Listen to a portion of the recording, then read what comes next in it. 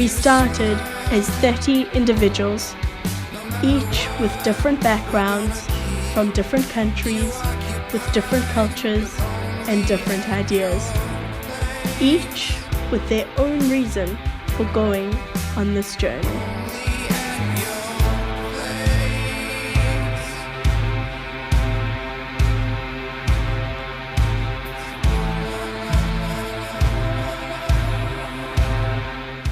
"30 people, 7 days. This is Poland."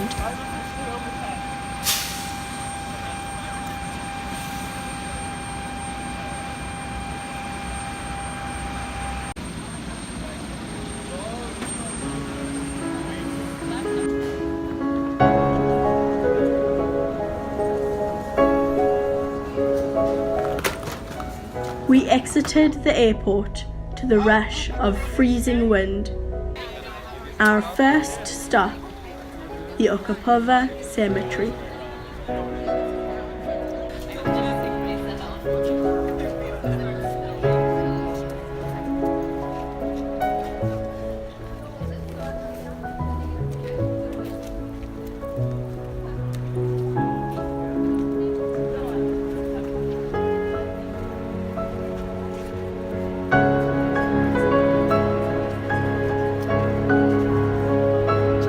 The Okapova Cemetery is one of the largest Jewish cemeteries in Europe and in the world. It is located on Warsaw's Okapova Street. It was established in 1806. The cemetery contains over 250,000 marked graves, as well as 2 mass graves of victims of the Warsaw Ghetto. Although the cemetery was officially closed during World War II, after the war it was reopened and a small portion of it remains active.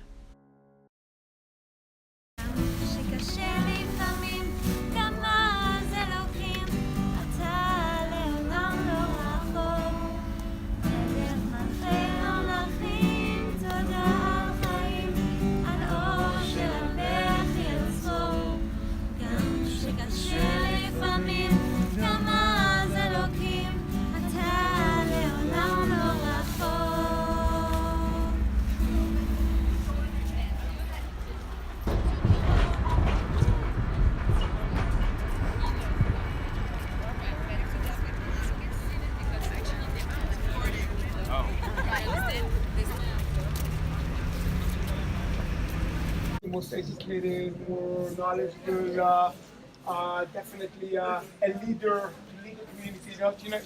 Officially to become a rabbi today, you need to go to school to study for about 7 years with a series of exams, very difficult ones, and you get the title rabbi. But it's like to get a degree. Does it make you a leader of the community? Not necessarily, right?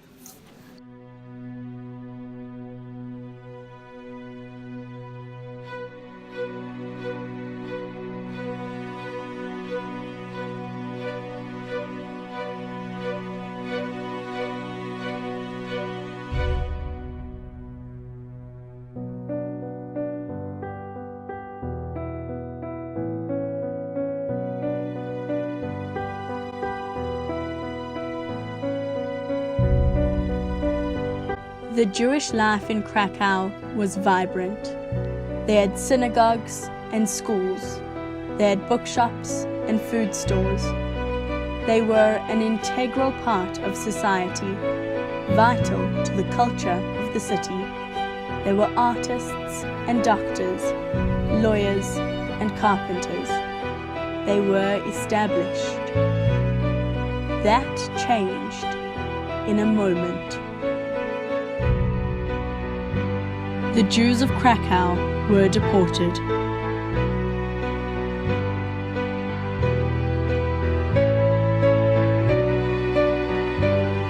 We walked along the same bridge as them.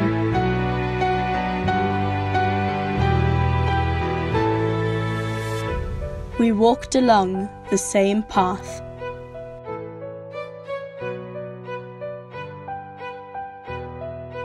We walked along the same ghetto wall. We stood in that same deportation plaza.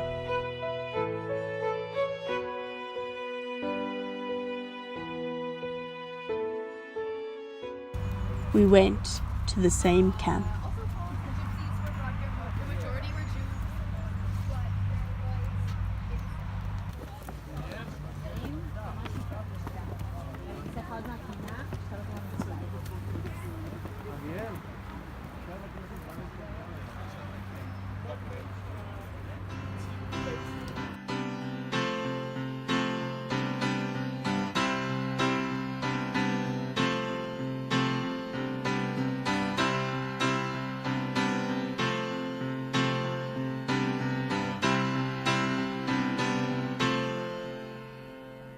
כשאמות משהו ממני, משהו ממני ימות בך, ימות בך, כשתמות משהו ממך בי, משהו ממך בי ימות איתך, ימות איתך, כי כולנו, כן כולנו, כולנו רקמה אנושית אחת חיה. I looked out at life with Holocaust eyes, and what better did I know that I had been looking through the lens of guilt and affliction, seeing life amiss and askew through my Holocaust guilt. This fatal flaw was burning in my eyes, and how it lay siege to my Jewish heart. A Greek tragedy in the making all of these years, the guilt rose from deeply sealed vaults inside my Jewish eyes and heart. I could not help but see life through my Holocaust eyes, until these Holocaust pangs smoldered and burned its acrid smoke in my eye sockets. I peeled away its painful gauze and ace bandages. My eyes had once lamented over the Holocaust afflictions, but now I could see with clarion eyes and feel anew with my Jewish heart by virtue of Holocaust healing balm. As it clarified the lens, fluid, and muscles of my eyes, and now this healing balm paved a shimmering path within me for my Jewish heart to emerge and then shine its splendor outwards on straight and forward path of life. Digging for gold. I see bodies piled on top of each other, the smell of carbon monoxide still oozing out of their open mouths with their last breaths. My Nazi God assures me he will protect me if I do this. I have no desire to become like them, bones stretched tight with flesh, over which even the rats won't feed. I hear them echoing. Jews should not pick the bones of Jews. Day after day, I pry open dead mouths, yank out dead teeth, seeking treasures. By night, their dead faces haunt my dreams. If I come up with nothing, I get no food. Too little, I am beaten. Yet, I remain alive, finding just enough in the dead of my brethren to keep from starvation. I wedge open the dead mouth of one man, and a silver star of David falls out. He had kept it hidden under his tongue, even as the flames consumed him. I know this treasure will make the God happy enough to feed me a piece of meat, but I decide to keep it. Not for the silver, but for some reason I can't explain. Perhaps like him, I need some marker to tell me that I am still a Jew. The Nazis have stripped us of everything, and this one sign becomes as critical to my survival as food or warmth. I find nothing else today. Crowded in our coffin-like bunks, I take the star out. I am cold, I am hungry, yet I do not care. I cannot keep the star a secret, and suddenly others are around me, looking at it, touching it reverently with their bony fingers. In this single moment, I feel a power. They cannot steal from us what is most sacred, even if they beat us, gas us, and burn our bodies. Inside of me, this power stirs. I will prevail over such evil. I feel the star hidden in my mouth, poking against my flesh. Its pinch reminding me that I am still a Jew. So when my Nazi comes to collect the treasures I have found, I rush at him with a shard of a leg bone, plunging it deep into his chest.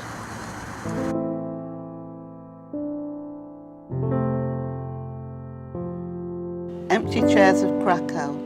They carried their cases hoping for a better tomorrow. They carried their cases hoping for a little less sorrow. A man stood in the apothecary doorway and saw thousands standing there. A man stood in the apothecary doorway and saw eerie, empty square. A million lifetimes later, they commemorated what happened there. A million lifetimes later, where they were, is a lonely, empty chair. Chairs of different sizes like the ghosts who once stood there. Chairs like the ones they left in their homes, empty and bare. Maybe if we sit on one, two or more, that is if we can even dare, maybe we can feel Miriam, Yosseli or Yankeli, and maybe share their stolen hopes and dreams. It just isn't fair, because all that is left in this lonely, empty square, all that remains to see here is a lonely, empty chair.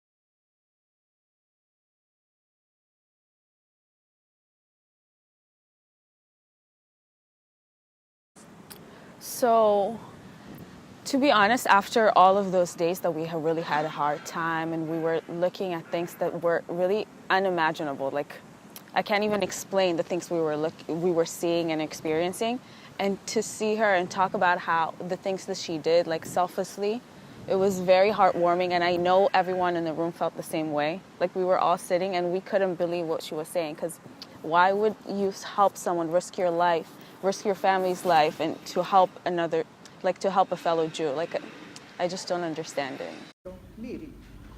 My aunt asked my mother to hide, just for a couple of days, a small Jewish girl in their apartment. She was a 13-year-old girl called Miri. Ciocia znała Miri, znała całą jej rodzinę, bo obie rodziny mieszkały blisko siebie i żyły w przyjaźni. My aunt knew Miri and her family because they lived close to each other, they liked each other, and they kept in touch before the war. Miri udało się uciec z getta, jeszcze przed jego likwidacją oczywiście, ale nie miała normalnego domu. Ciocia nie mogła jej tego zapewnić u siebie. Miri managed to escape from the ghetto, of course, before its liquidation, but then the aunt could not provide for her. She couldn't hide her in her house. It was too dangerous. So she was a young woman during the war.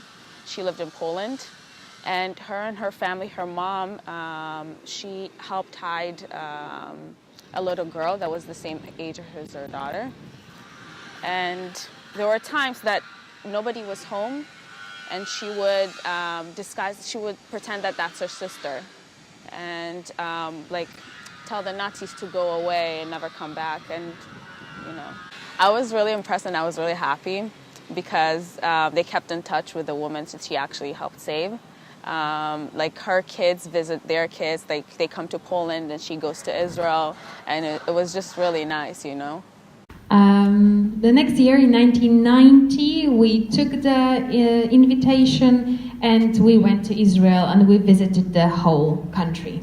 A w jednym z ostatnich dni pobytu w Izraelu zostałam poproszona do Instytutu Yad Vashem w Jerozolimie i tam na bardzo specjalnej, przejmującej uroczystości został mi uroczyście wręczony dyplom i medal, który odebrałam w imieniu mojej już nieżyjącej matki i także nieżyjącej siostry i swoim własnym. I was also invited to Yad Vashem. There was a moving ceremony during which I received a diploma and the Medal of the Righteous among the nations.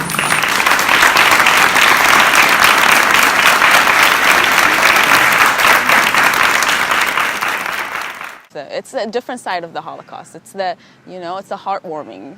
I felt like, okay, humanity was not completely lost. Like, we had some of those people that selflessly acted to help the Jews.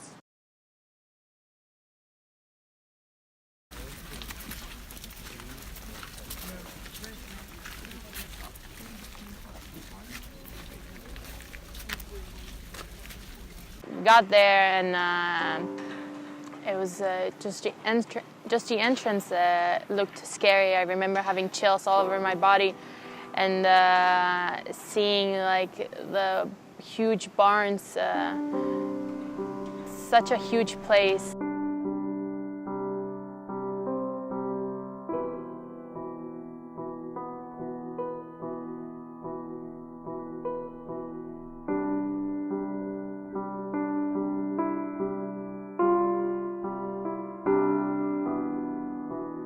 Every brick, every door, every window witnessed the horrors. Each pot speaks of laughter in an abandoned kitchen. Each shoe ripped away from its opportunity to dance through the world. Each name is a story that we won't ever be able to know.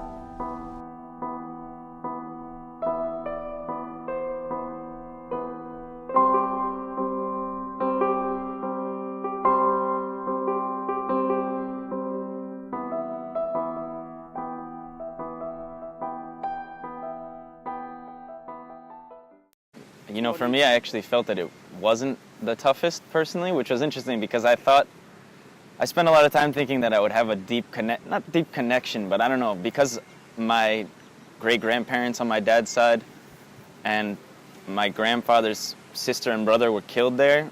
In my mind, it was this big built-up thing, Auschwitz, and your family was killed there. And even though I didn't know them personally, there's this concept that you have that it's connected to you on that level. And of course, it hit me when I was there, but personally, I don't know. It was hard to comprehend. I guess it's such an enormous place, and it's just hard to walk in there. And even though you think like, oh, your family was killed here, it's hard to connect with that on such a personal level. But it was definitely overwhelming walking in and seeing the size of it. That like shocked me.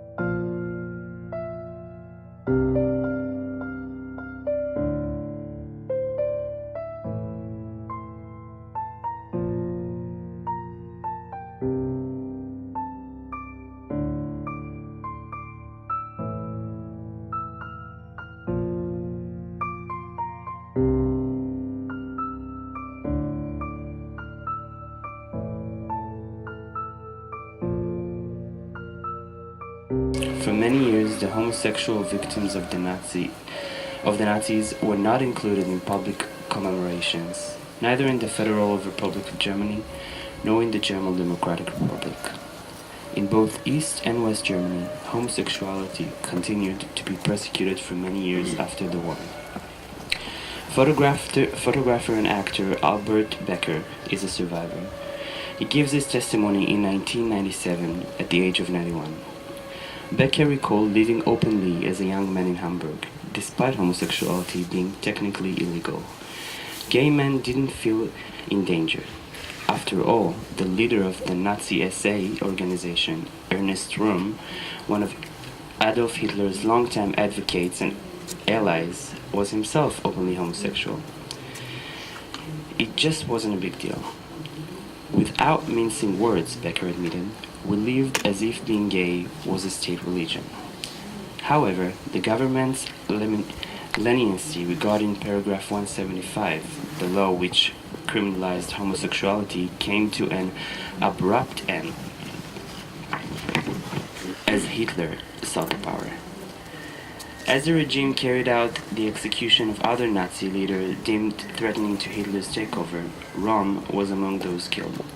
Subsequently, a special division of the Gestapo compiled a list of gay individuals.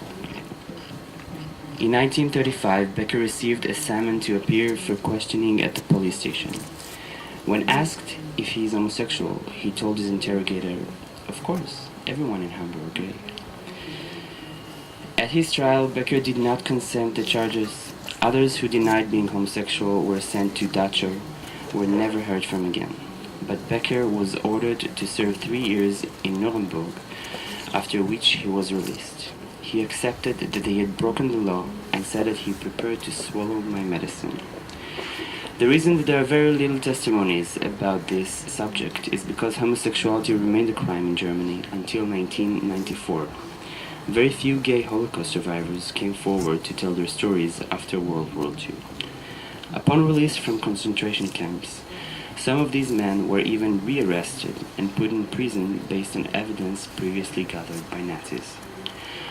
We're standing here on this blood-soaked land where the worst of atrocities took place. We're standing here as a nation that was subjective to violence, hate and discrimination throughout history. If there's one thing I'm taking with me today, it's a little prayer. A prayer that we will learn how to love one another simply for who we are.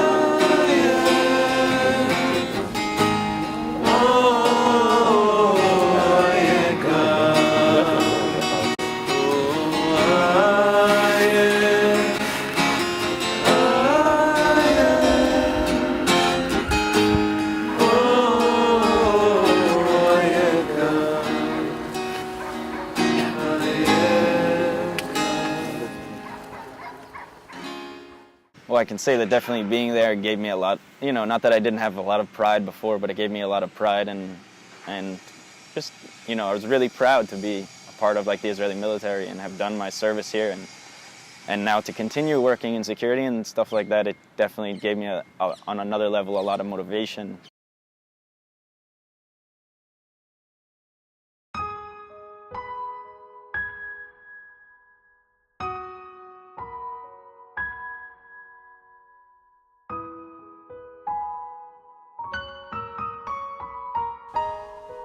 Kielce is a small town which had a small Jewish community. This is the site of a mass grave of the children from this town. Years later, even after the war, this town bore witness to another vicious attack, a pogrom on the Jewish community who had tried to reclaim their lives there.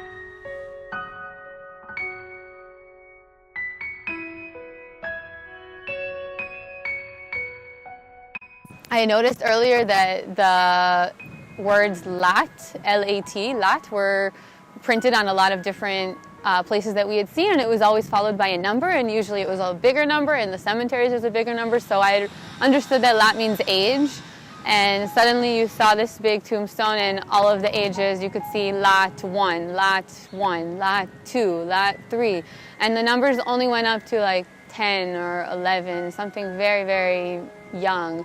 There were even some that were just months old. So that started triggering, and like I just started crying because I knew that we were talking about like kids that were really just murdered brutally, and it just really, even now, like it's really hard to understand the reality of what occurred there. In the name of the entire Goldstein family of Zamosh, on behalf of my father-in-law, who still wakes up to this day screaming in the night of guilt for the people he left behind because he escaped. He went to fight in Russia. He returned to Warsaw and built up a family. In 1968 he was thrown out of Poland again. They moved to Denmark.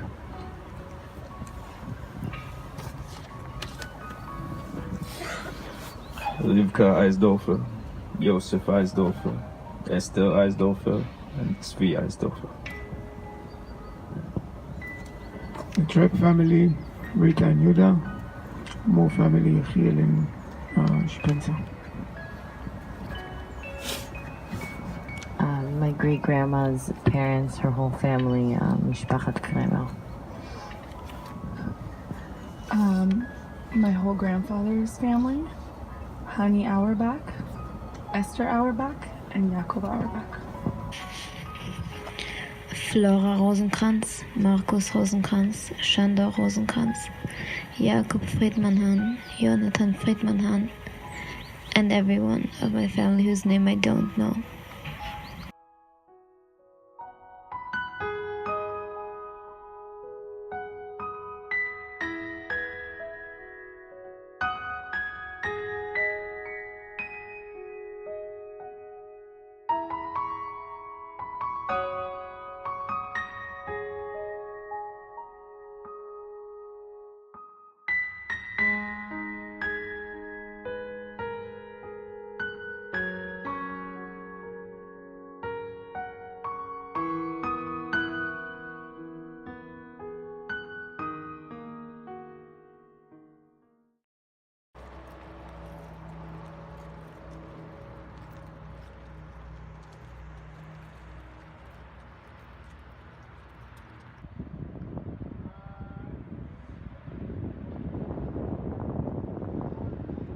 But it's not really a wall, right? You can see the steps.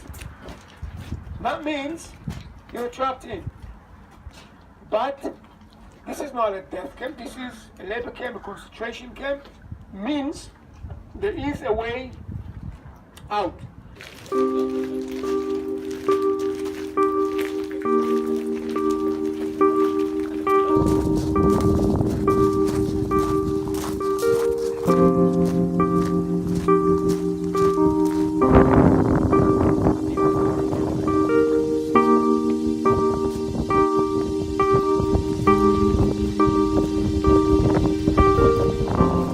Majdanek could easily be seen by people in the nearby town, yet no one came to help.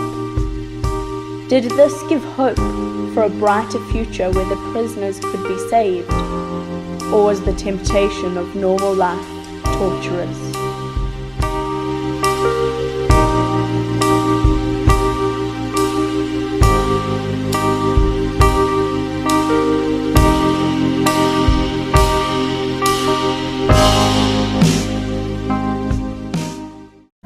In Crown Heights, there was a Jew. Yenke, who owned a bakery. He survived the camps. He once said, "You know why it is that I'm alive today? I was a kid, just a teenager at the time. We were on the train in a boxcar being taken to Auschwitz. Night came and it was freezing, deathly cold in that boxcar. The Germans would leave the cars on the side of the tracks overnight, sometimes for days on end without any food and of course no blankets to keep us warm," he said. Sitting next to me was an older Jew, this beloved older Jew from my hometown I recognized, but I had never seen him like this. He was shivering from head to toe and looked terrible. So I wrapped my arms around him and began rubbing him to warm him up. I rubbed his arms, his legs, his face, his neck. I begged him to hang on. All night long I kept the man warm this way. I was tired. I was freezing cold myself. My fingers were numb, but I didn't stop rubbing the heat on this man's body. Hours and hours went by this way. Finally night passed, morning came, and the sun began to shine. There was some warmth in the cabin, and then I looked around the car to see some of the other Jews in the car. To my horror, all I could see were frozen bodies, and all I could hear was a deathly silence. Nobody else in that cabin made it through the night. They died from the frost. Only 2 people survived, the old man and me. The old man survived because somebody kept him warm. I survived because I was warming somebody else. In the shadows stood a man in black. "My child," he said, "you must not look back." Yet one image lingered, the tears on her face, and mother's words from their last embrace. Shema, Shema Yisrael, know that there is but one God above. When you feel pain, when you rejoice. So the monument is this big dome, and it's filled with the ashes and the bones of those who did not survive at the camp. And it's massive, and it's just so hard to believe that that's what's sitting there and that's what you're staring at in this dome. And then we had the ceremony right next to that monument, and it was beautiful and intimate, and we sang a song about and heard a story about the power of the Shema prayer and little children who were able to collect the memories that were lost when they were young and be able to return to their families and you know, try to get a sense of what their life was and move on from that. And then we drove about 10 minutes, and we were at this yeshiva that we all, you know, went up some stairs, and we were sitting in the shul, the synagogue, and I don't even remember how it happened. It happened slowly, and we all just started to sing.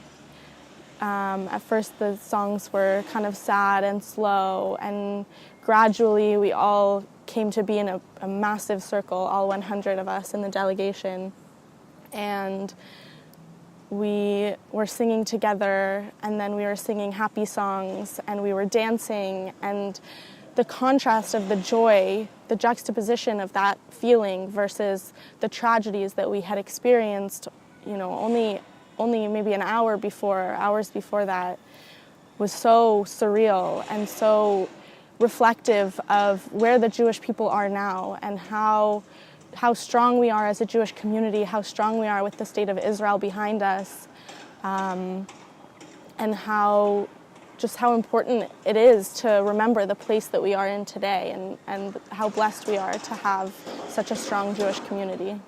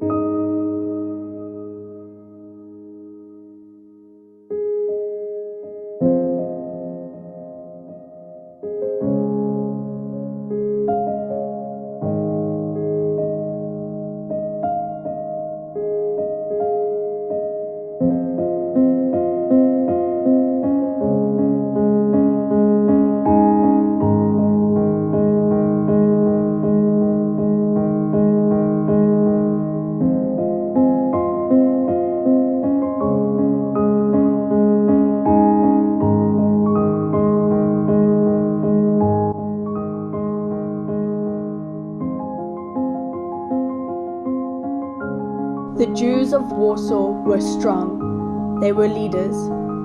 They were all put into the Warsaw Ghetto, but no one can defeat our spirit.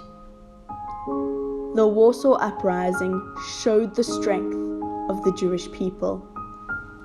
History can never erase our footprint.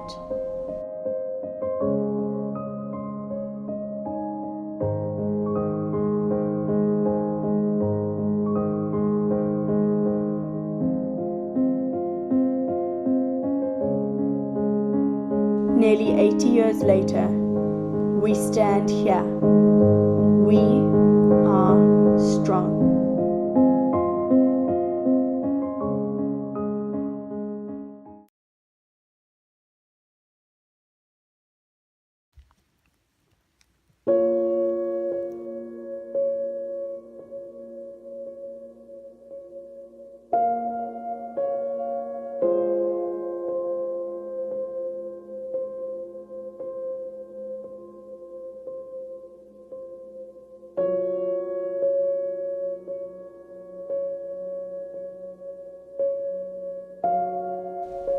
The Jews were forced out of their homes. This forest is where the Jews of Tikocin lie.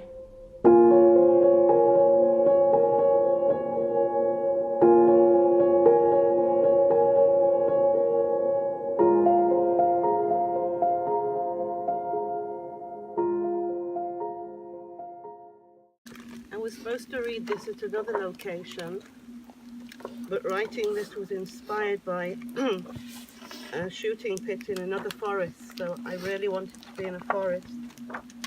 It's dedicated to all the children that were shot and the mothers whose arms they were dragged away from. But this one is in particular, as I'm inspired what Amir says, to make an ability to take away all the numbers and concentrate on one person.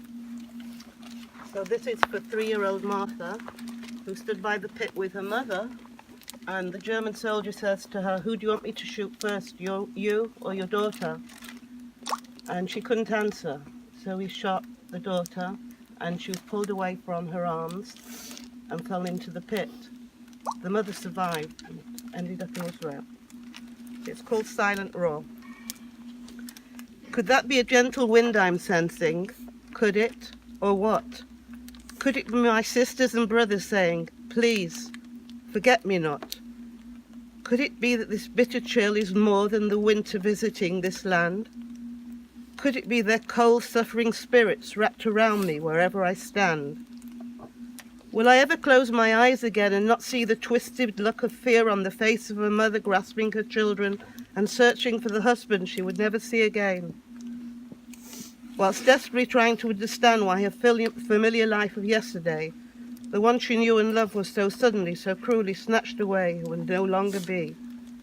Just yesterday she wondered what to cook for dinner as she watched her children happily play. Just today there was no more justice, no more reason to explain why her world had been stolen away. How can we possibly stand here upright with pride and look up at that very same sky? How can we not just bow our heads in reverence and remember as we quietly cry? Is being here enough to help their broken souls rest in peace and relieve us of this heavy guilt?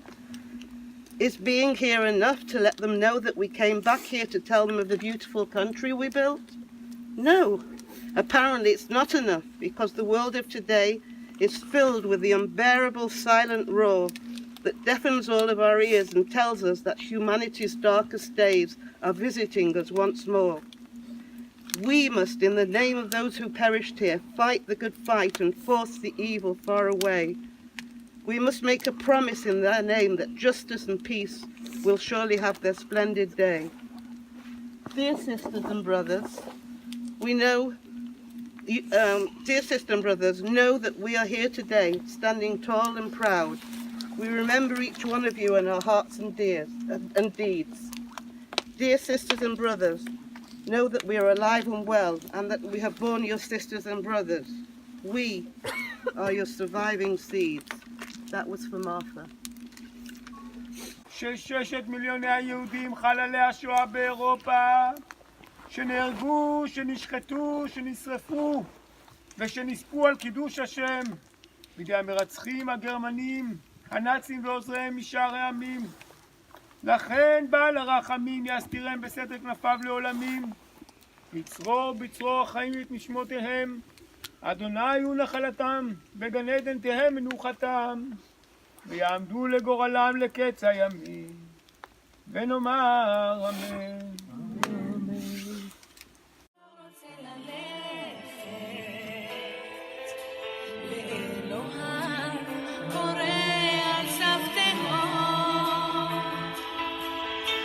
שמע ישראל אלוהי, אתה כל יכול. נתת לי את חיי, נתת לי הכל. בעיניי דמעה, הלב בוכה בשקט, וכשהלב שותק, הנשמה זועקת. שמע ישראל אלוהי, עכשיו אני לבד.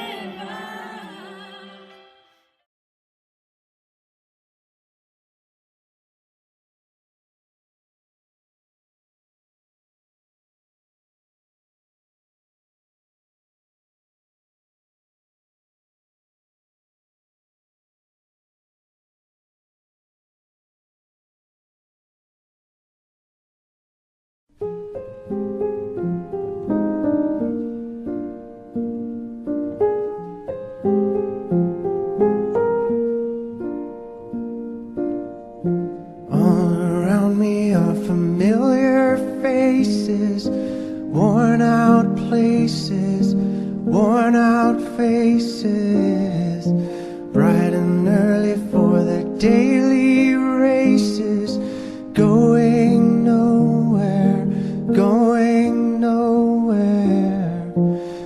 Their tears are filling up their glasses, no expression, no expression. Hide my head, I wanna drown my sorrow. No tomorrow, no tomorrow. And I find it kind of funny, I find it kind of sad. The dreams in which I'm dying are the best I've ever had. I find it hard to tell you, I find it hard to take. When people run in circles, it's a very, very mad world. Mad world. Children waiting for the day they feel good. Happy birthday. I do believe with all my heart in the natural goodness of man. Despite the blood and destruction brought by one man trying to be God, in the goodness of man, I do believe. I do believe with all my heart that God gave man the blessing and the curse. Man can select the curse of envy, hatred, and prejudices, or the blessing of love, harmony, and beauty.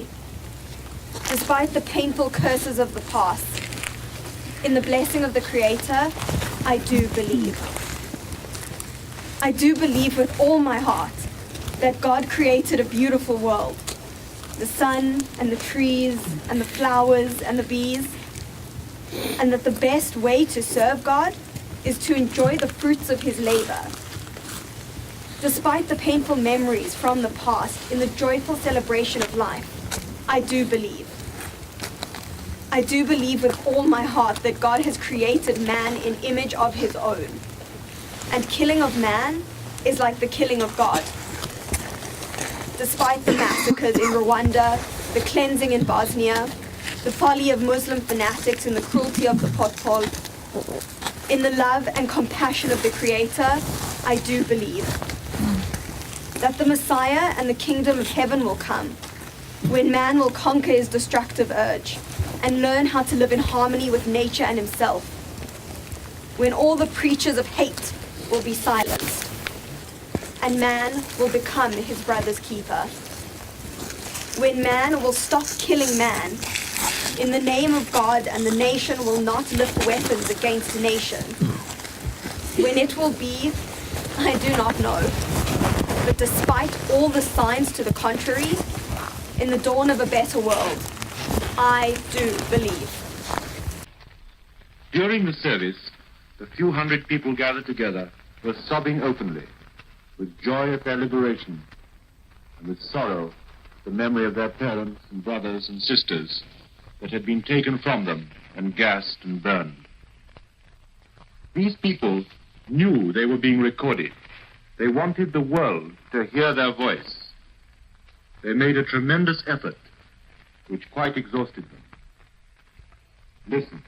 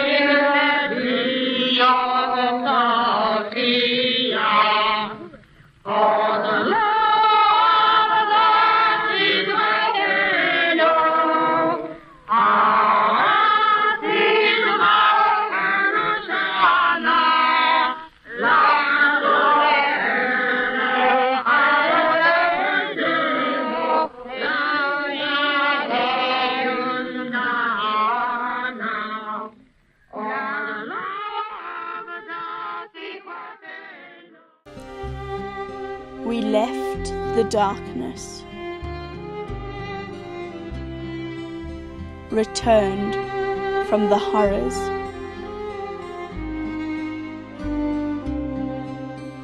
we left the ashes and stone,